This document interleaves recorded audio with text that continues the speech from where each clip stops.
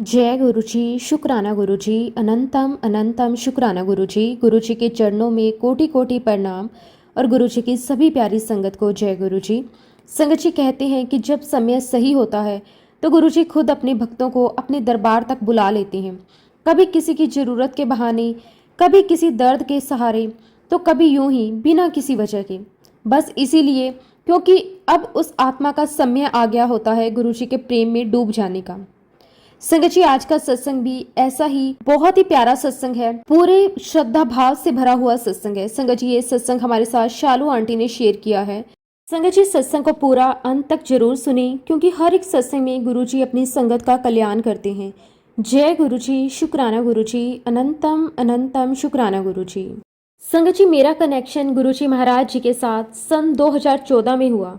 उस दिन मुझे नहीं पता था कि ये दिन मेरी जिंदगी की दिशा ही बदल देगा। पहली बार मैंने गुरु जी का सत्संग अटेंड किया था। मेरी बेटी तब बहुत छोटी थी और हम सब मिलकर सत्संग सुनने गए थे। और जैसे ही मैं उस पवित्र स्थान पे पहुंची, एक अजीब सी दिव्यता महसूस हुई। वो महक, वो शांति, वो वातावरण, सब कुछ अलग था। लेकिन संगत जी, क्योंकि ये मेरा पहला अनुभव था, थोड़ी सी झिझक भी थी, थोड़ा आश्चर्य भी। मैं सोच रही थी ये कैसा सत्संग है जहाँ हमें जल प्रसाद भी मिल रहा है, चाय प्रसाद भी, समोसा प्रसाद भी और फिर लंगर प्रसाद भी, वो भी बिना किसी मांग के, बिना किसी उपेक्षा के। जब मेरे हाथ में लंगर प्रसाद की प्लेट आई तो थाली पूरी भरी हुई थी। मुझे बताया गया कि गुरुजी का प्रसाद बीच में नहीं छोड़ते, अधूरा नहीं छोड़ते, उसे पूरे भाव और सम्मान से ग्रहण करना है। संगत जी, सच कहूँ तो मैं थोड़ा घबरा गई। मैंने मन में सोचा, इतना सारा लंगर मैं कैसे खत्म करूं। पर तभी अंदर से एक बहुत प्यारी सी आवाज आई, ये प्रसाद है, भोजन नहीं, ये गुरुजी का आशीर्वाद है, इसे भाव से स्वीकार कर। मैंने वही किया। हर निवाले के साथ मुझे एक अनोखी शांति महसूस हुई। ऐसा लगा जैसे हर कोर के साथ गुरुजी मेरी आत्मा को तृप्त कर रहे हैं।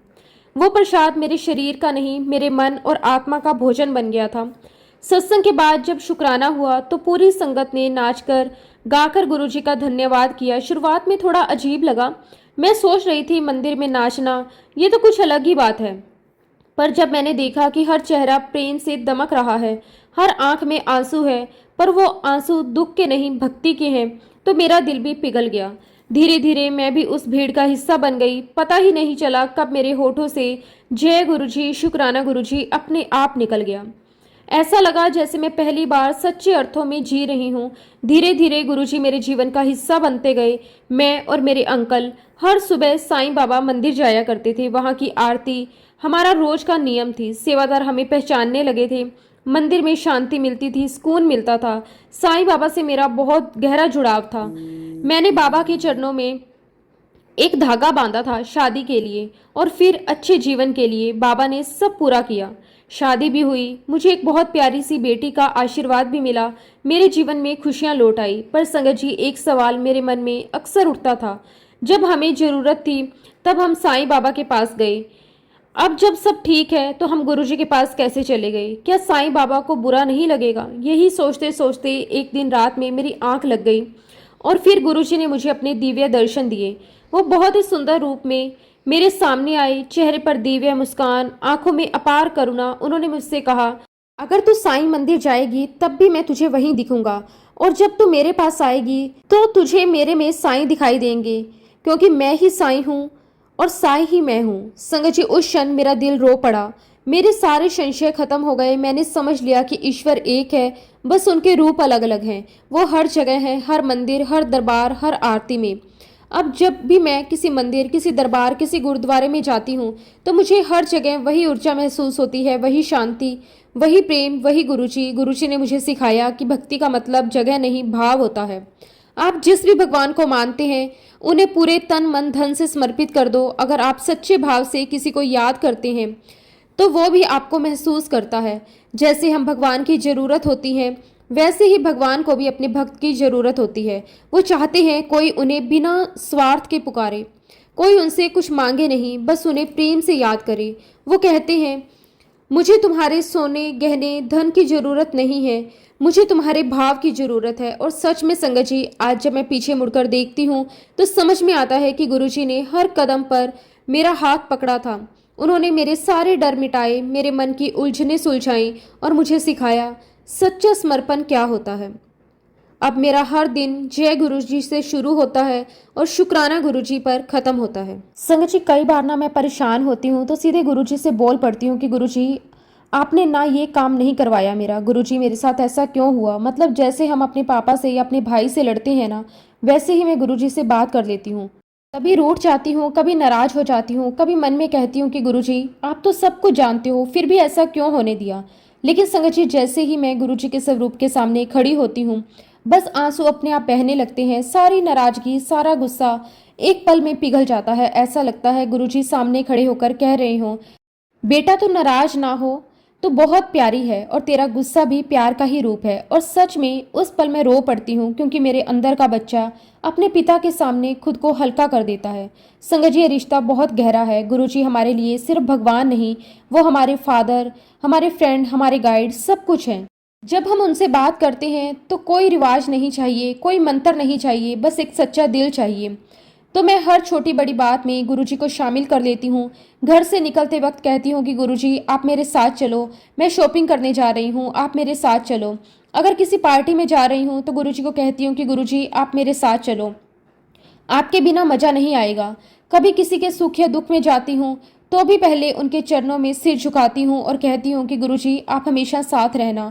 और सच मानिए, हर बार मुझे ऐसा महसूस होता है जैसे वो सच में मेरे साथ में है, मेरे आसपास है, मेरे भीतर है, मेरी हर सांस में है। अब बात आती है शुक्राना की। संगत जी, ये शब्द बहुत छोटा लगता है लेकिन इसका अर्थ बहुत गहरा है। शुक्राने का मतलब सिर्फ थैंक यू नहीं है, बल्कि शुक्राना एक भाव है, एक जीवन का तरीका है। अगर आप अपनी लाइफ में शुक्राना को धारण कर लो तो जीवन खुद ही बदलने लगता है। आपका नजरिया, आपका सोचना, आपका जीना, सब कुछ बदल जाता है। मैं तो हर सुबह उठते ही कहती हूँ जय गुरुजी, शुक्राना गुरुजी, और रात को सोने से पहले भी शुक्राना गुरुजी जरूर बोलती हूँ। आप मानिए, अगर कोई इंसान सिर्फ 1 महीना सुबह शाम शुक्राना बोले तो उसकी पूरी लाइफ का वाइब्रेशन ही बदल जाता है, क्योंकि शुक्राना एक ऐसी ऊर्जा है जो आपको हर नेगेटिविटी से निकालकर प्रेम और शांति की ओर ले जाती है।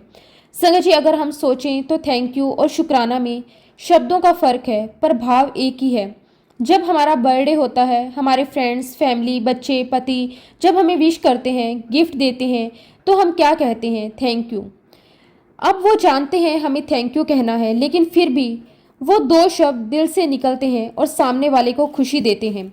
बस वही तो शुक्राना है। गुरुजी भी यही चाहते हैं कि हम बस एक बार दिल से कहें शुक्राना गुरुजी। वो जानते हैं कि हमें क्या चाहिए, क्या नहीं चाहिए, कब देना है, कब रोकना है। हमें तो बस उनके फैसले पर भरोसा करना है और शुक्राना बोल देना है। आज हम अच्छा खा रहे हैं, अच्छा पहन रहे हैं, अच्छा घर है, परिवार है, स्वास्थ्य है। क्या ये सब यूं ही है? नहीं, ये सब सिर्फ और सिर्फ गुरुजी की कृपा से है।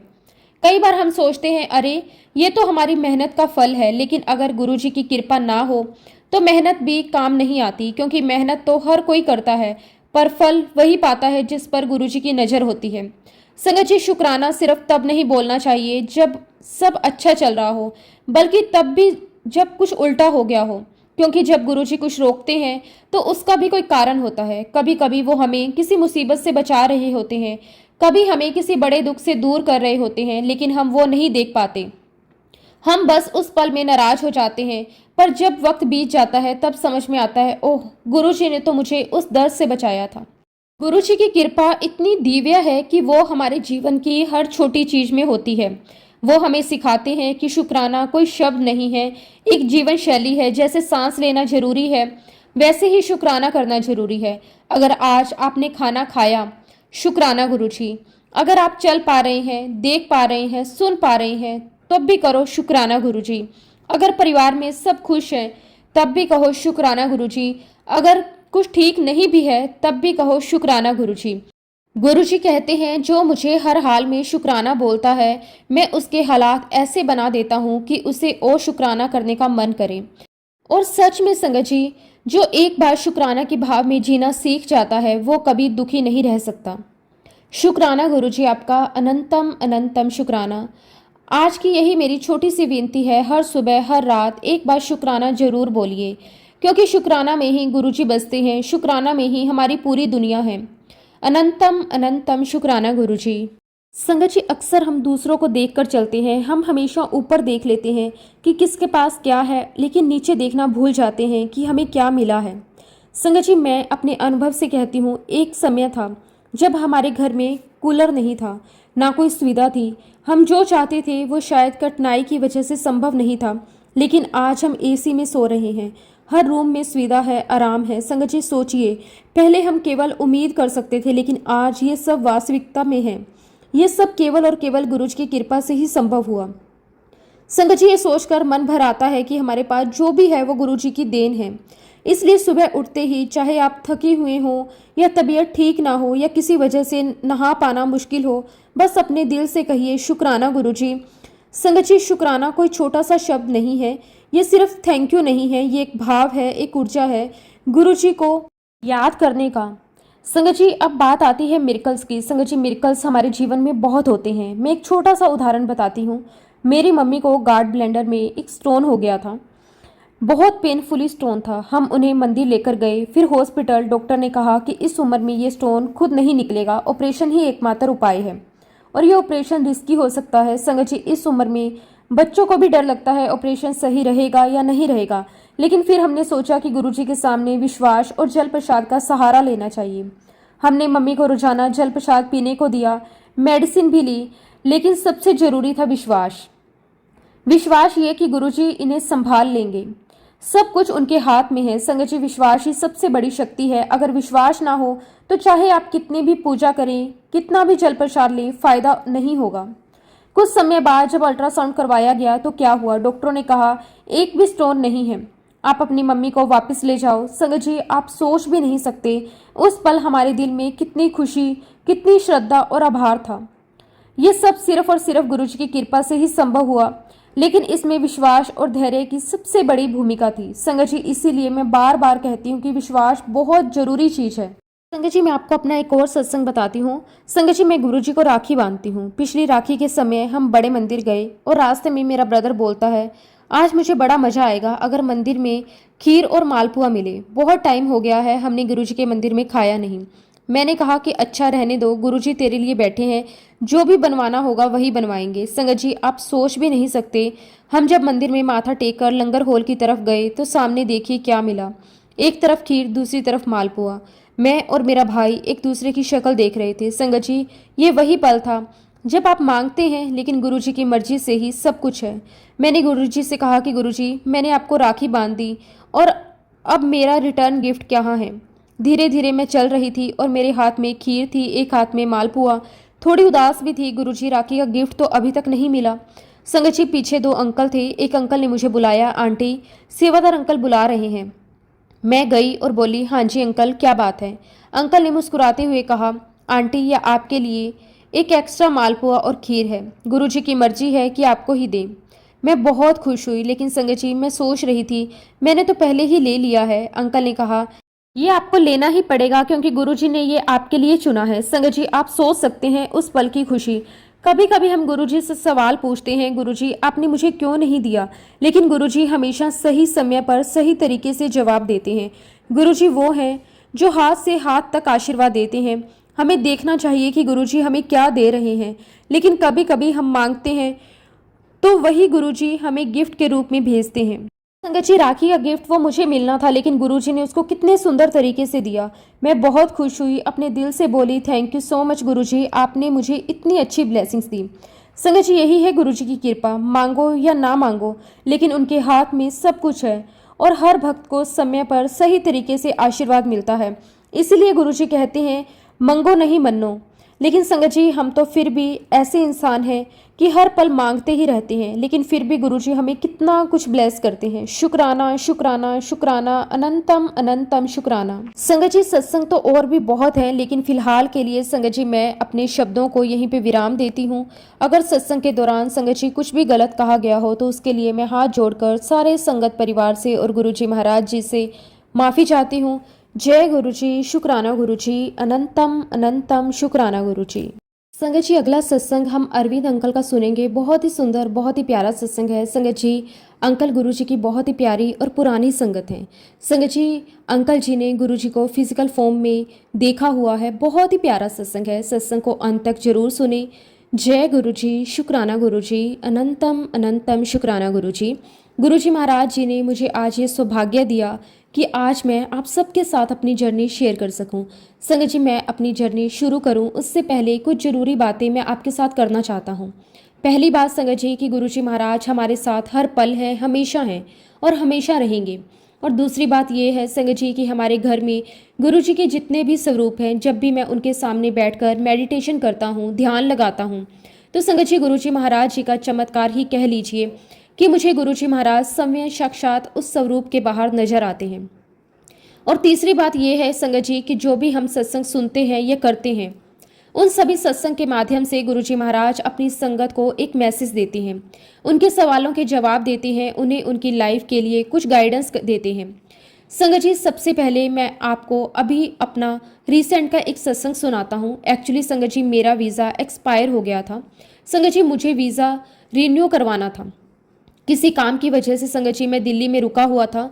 फिर संगत जी मेरी समधन का फ़ोन आया कि आजकल वीज़ा के लिए इतनी भीड़ नहीं है, हमारा तो 2 दिन में ही हो गया है, तो आप भी अपने वीज़ा के लिए अप्लाई कर दीजिए। संगत जी उनकी बात सुनकर मैंने सोचा कि मैं तो बहुत ट्रैवल करता हूँ, तो अगर इनका 2 दिन में हो गया है तो मेरा भी बड़ा आसानी से वीज़ा हो जाएगा।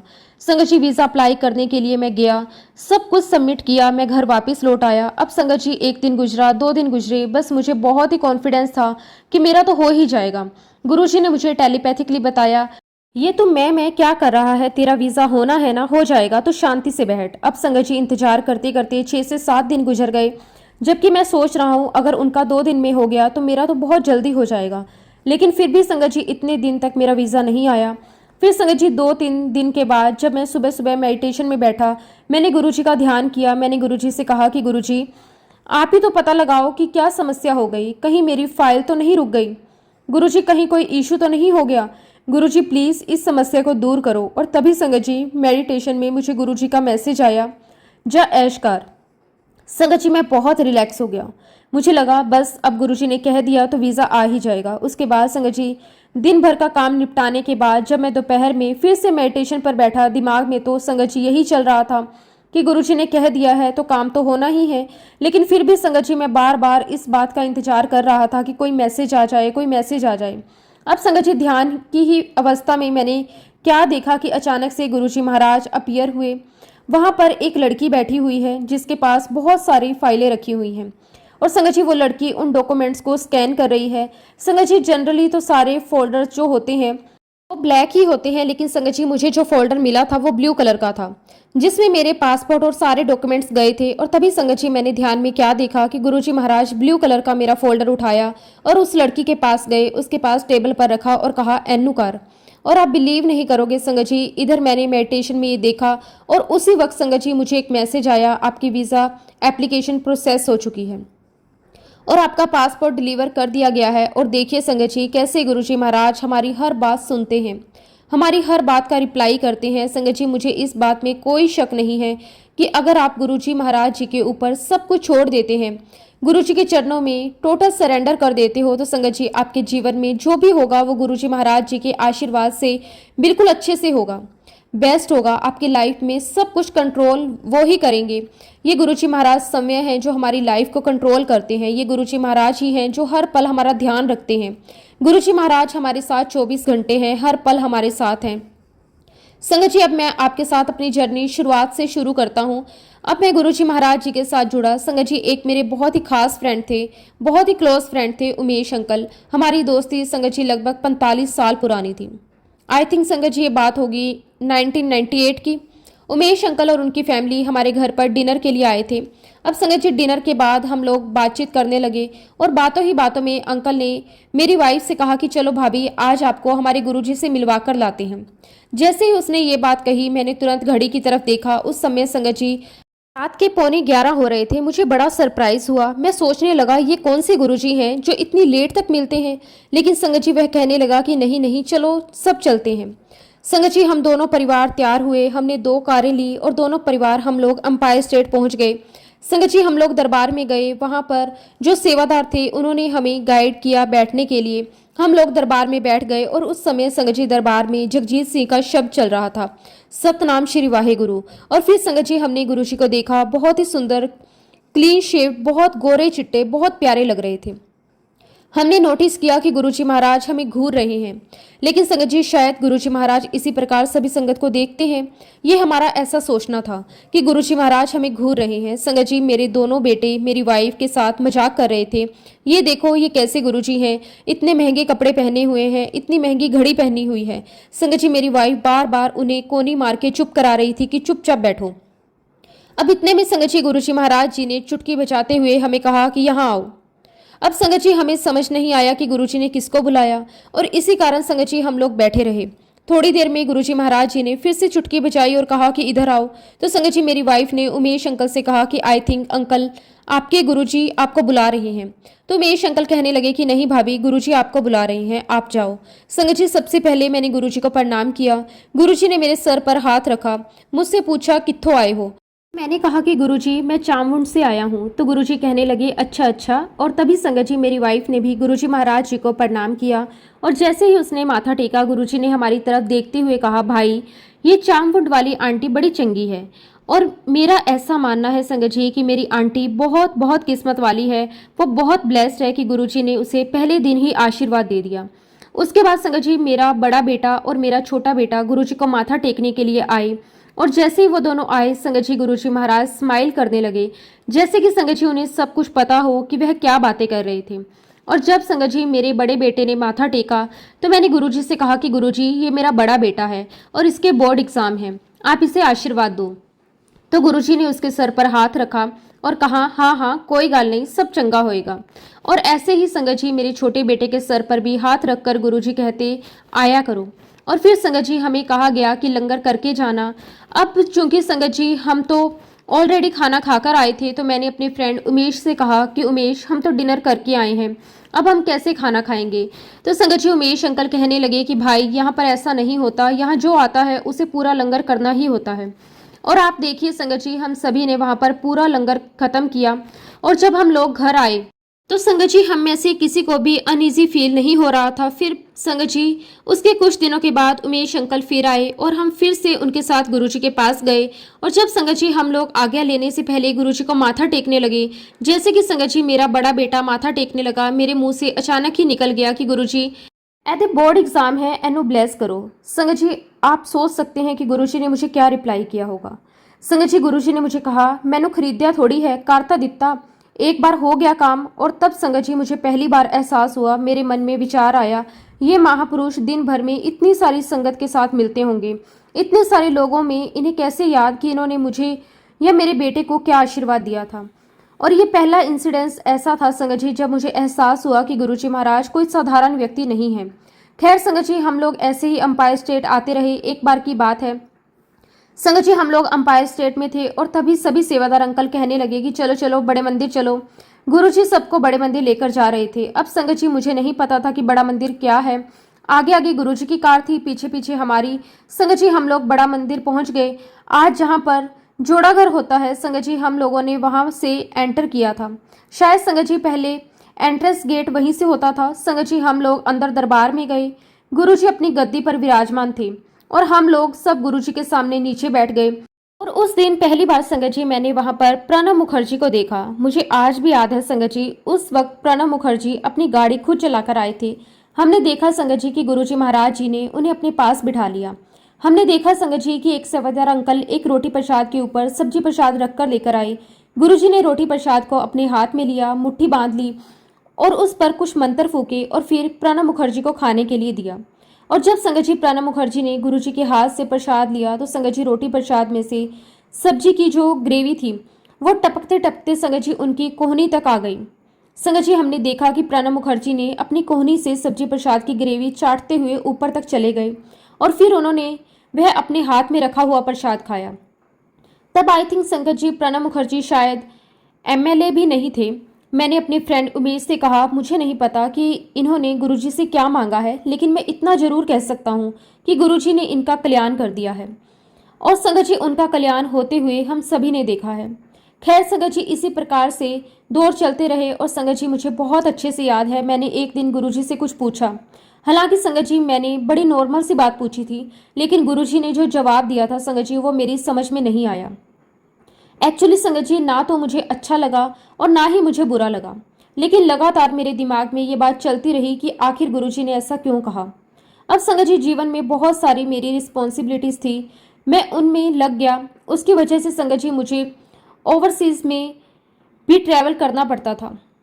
इंडिया में भी मुझे काफ़ी जगह पर ट्रैवल करना पड़ा। और संगत जी मेरे फ्रेंड उमेश अंकल के बहुत सारे प्रोजेक्ट्स नॉर्थ ईस्ट में भी थे, तो वो भी संगत जी ट्रैवल में लग गए। और जहाँ तक संगत जी मेरा ख्याल है 2001 या 2 की बात होगी, उस बीच में संगत जी हमारा गुरुजी महाराज जी के साथ कॉन्टैक्ट खत्म हो गया। हमारा अंपायर स्टेट आना जाना बंद हो गया। लेकिन संगत जी जब भी मेरी उमेश अंकल से बात होती, मैं गुरुजी के बारे में जरूर पूछता कि गुरुजी कैसे हैं।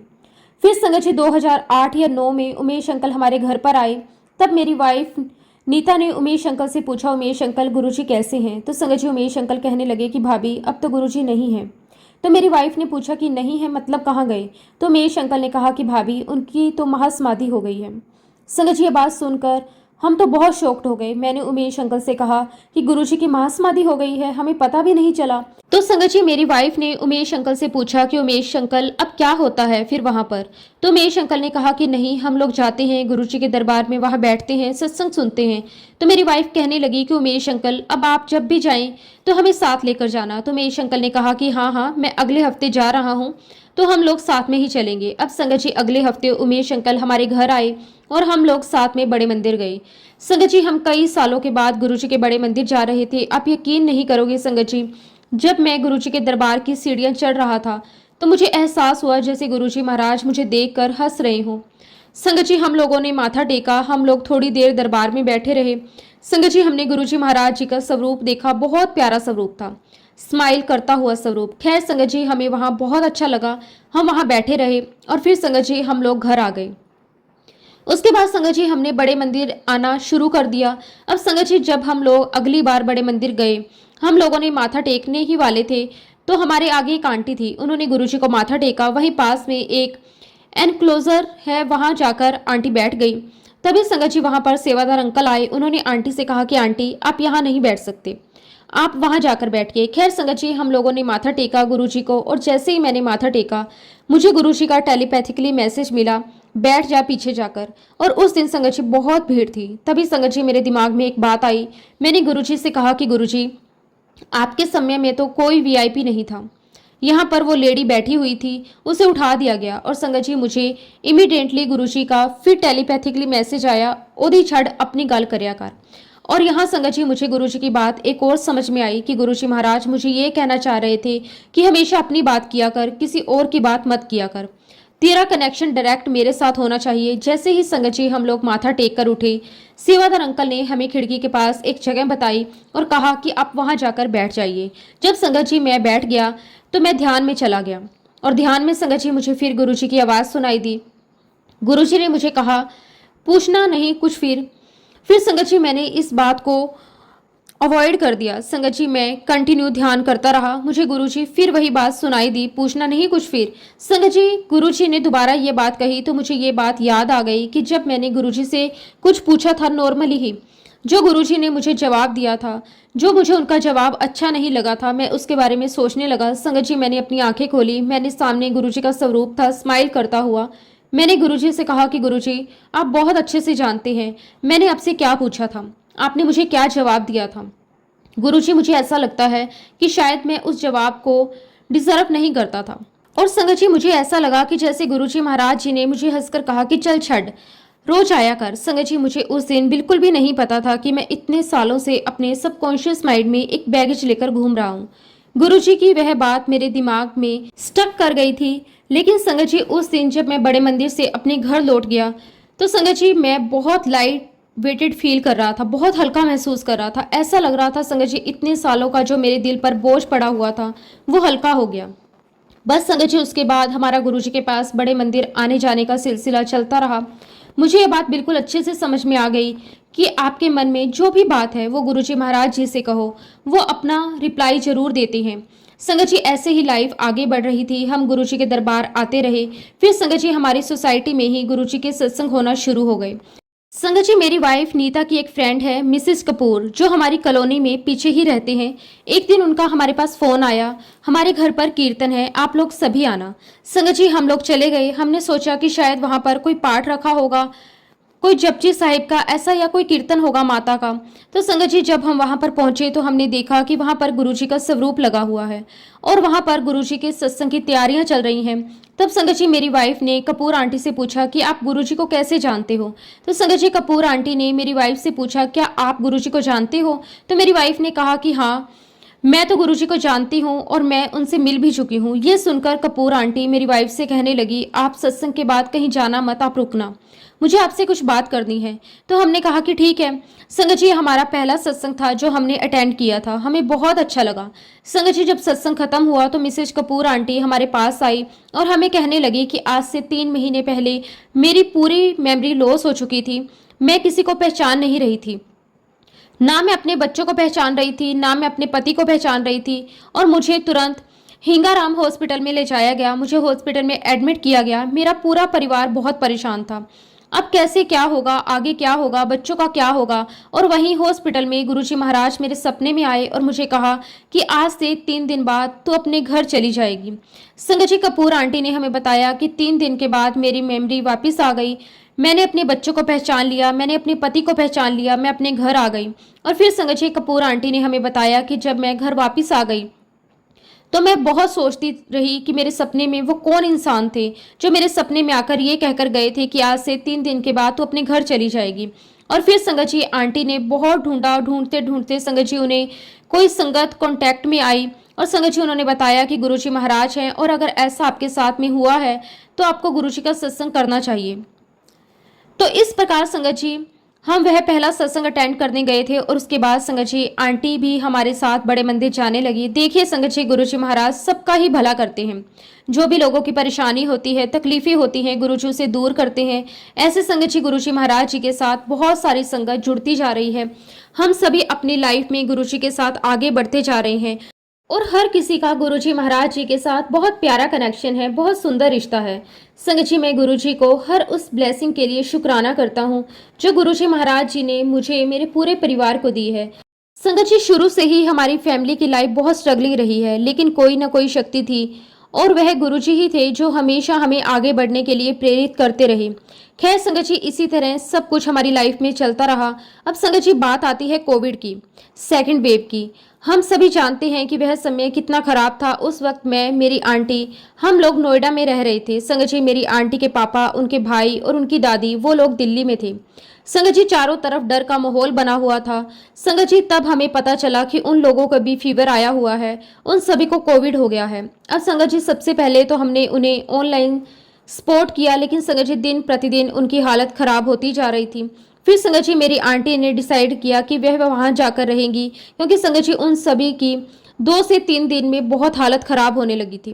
कोई दवा पानी देने के लिए भी नहीं था वहां। अब संगत जी, मेरी आंटी वहां पर गई तो उन्होंने पूरे घर में स्प्रे करवाया, वहाँ खाना बनाकर सभी को अलग अलग रूम में खाना पहुंचाना शुरू किया। और संगत जी, मेरी आंटी बराबर डॉक्टर के साथ ऑनलाइन कांटेक्ट में भी रही, डॉक्टर को बराबर उनकी हालत के बारे में बता रही थी। डॉक्टर के अकॉर्डिंग संगत जी, मेरी वाइफ ने सबकी मेडिसिन शुरू की थी, लेकिन संगत जी सभी की तबीयत दिन प्रतिदिन खराब होती चली गई, चीजें हाथ से निकलने लगी। संगत जी, हम लोग यहाँ पर डॉक्टर्स को ऑनलाइन सारी बातें बताते रहे। वो जो भी दवाइयाँ बताते, जो भी मेडिकेशंस बताते, हम लेकर आते और उन सबको देते। संगत जी, आप बिलीव नहीं करोगे, हमने वो सब कुछ किया लेकिन वह ठीक नहीं हो पा रहे थे। फिर फाइनली संगत जी, हमारी भी हिम्मत जवाब दे गई। यहाँ तक कि संगत जी, डॉक्टर्स ने भी अपने हाथ खड़े कर दिए।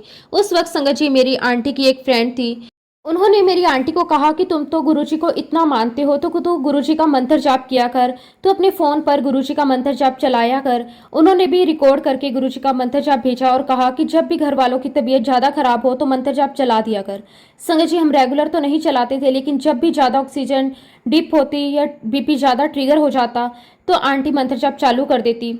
संगत जी, हमने देखा कि मंत्र जाप से सभी को आराम आने लगा, सबकी तबीयत में सुधार होने लगा। अब संगत जी, हम दोनों ने घर की कमान संभाल ली थी। मैं तो घर में जाता भी नहीं था, क्योंकि संगत जी मैं गाड़ी में रहता और जब भी कोई सामान लाना पड़ता, जैसे कोई मेडिसिन, ऑक्सीजन फिलिंग, तो संगत जी वो सब कुछ मैं अरेंज करता। मुझे लगा कि चलो कोई शक्ति है, सब कुछ ठीक हो जाएगा। लेकिन संगत जी नियति को कुछ और ही मंजूर था। संगत जी मेरे फादर इन लॉ और मेरी मदर इन लॉ दोनों की डेथ हो गई। एक्चुअली संगत जी मेरे फादर इन लॉ की डेथ कोविड की वजह से हुई थी और मेरी मदर इन लॉ ने अंचल त्याग दिया था। संगत जी हम लोग बिल्कुल अकेले से हो गए। जो कुछ भी हुआ संगत जी हम कई महीनों तक उससे बाहर नहीं आ पाए। मेरी आंटी तो संगत जी हमेशा रोती रहती थी। संगत जी हम लोग बहुत टूट गए थे क्योंकि हमारा। लेकिन संगत जी कुछ समय के बाद मेरी आंटी ने कहा कि हमें गुरुजी का धन्यवाद करने के लिए बड़े मंदिर जाना चाहिए।